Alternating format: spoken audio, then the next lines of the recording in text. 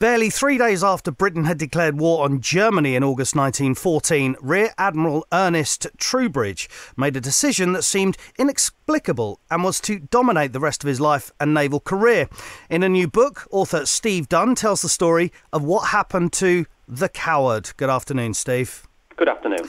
Tell us then, who is Rear Admiral Ernest Troubridge? Well, Ernest was descended from a long line of naval heroes. His great-grandfather was one of Nelson's band of brothers. His grandfather was an admiral, and he was also related to Thomas Cochrane, who was the inspiration for Jack Aubrey and Horatio Hornblower. And his father had been a war hero in the Crimean conflict.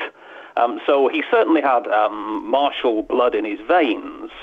He joined the Navy in the 19th century. He progressed through the ranks. He ended up being Churchill's naval private secretary, the first chief of Navy staff, and he was a friend of the King. And at the outbreak of war, he found himself in command of the 1st Cruiser Squadron and in a position to prevent the German battlecruiser Goeben escaping to Turkey. In a position to stop her, he failed to engage her.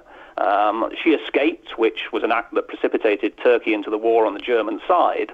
And as a result, he was widely accused of cowardice, faced a court of inquiry, was court-martialed. His wife left him for her lesbian lover, the writer Margaret Radcliffe Hall, and he never served at sea again. A promising career was laid low. Why was the decision made then for him to be allowing the Germans to escape? Well, it's a good question. The court-martial found him not guilty on the basis of confusing Admiralty orders, which had Winston Churchill's fingerprints all over them. But I think there is more to it than that, because he was definitely in a position to intercept the German ship. He could have fought her, and he chose not to. And the real question, I think, is, was he a coward who avoided a fight? Or was he a hero who put aside empty patriotism to save his ships and his sailors from a watery fate? Most people at the time, including Winston Churchill and the first Sea Lord Battenberg, thought that he was a coward, and that was why he was committed to court-martial. Was he a coward? I present all the evidence in the book, and also evidence regarding his personality and his character. I think in the end the readers will decide, but if he wasn't a coward, he was certainly a man who took a decision which he came to regret. And I think it's interesting how one decision can change the course of a whole life. You mentioned a little while ago about Churchill and his fingerprints all over the decisions that were made to the court-martial and things like that. So he was made a scapegoat. Did that come directly then from Churchill?